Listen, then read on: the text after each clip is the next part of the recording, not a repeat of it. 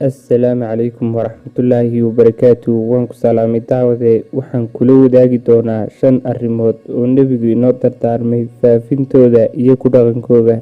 Balse intaanan kula wadaagin muuqaalka like saar, sidoo kale haddii aad nagu cusub tahay subscribe dheh oo nagu soo biir siina share gare.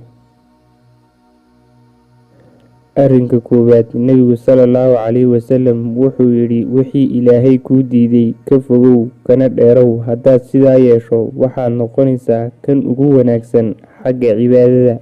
Arrinta labaad ee Nebigu inoo dardaarmay sallallahu calayhi wasallam wuxuu yidhi, wixii Ilaahay qayb kuu siiyey ku raali noqo. Ilaahay addoomihiisa isaga ayaa wax u qaybiyey. Hadday maal tahay, wax walba wuxuu Rabbi qaybiyey xilli uuna koonku dhisnayn. Wixii kugu soo hagaagi lahaa iyo wixii lagu siin lahaa maalinka ayaa la qorsheeyey.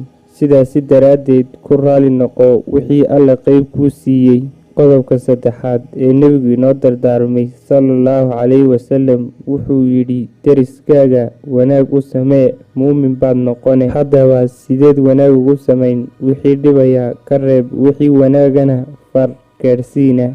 Qodobka afraad ee Nebigu inoo dardaarmay sallallahu calayhi wasallam wuxuu yidhi, dadka la jeclow waxaad naftaada la jeceshahay, muumin baad noqone. Haddaba naftaada maxaad la jeceshahay? Naftaada waxaad la jeceshahay wanaag oo dhan iyo khayr oo dhan. Sidoo kale dadkana la jeclow, muumin dhaba ayaad noqone.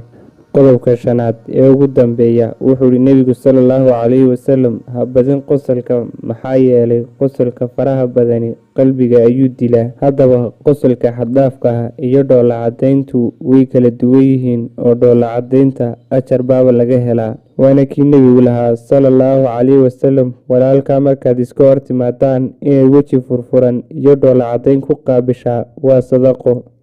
Daawade, waad ku mahadsan tahay haddii aad soo gaadhay ilaa dhammaadka muuqaalka like saar, sidoo kale subscribe channelka haddii aad nagu cusub tahay. Haddaad hore noola joogtayna waad ku mahadsan tahay, siina share gare. Wassalaamu calaykum.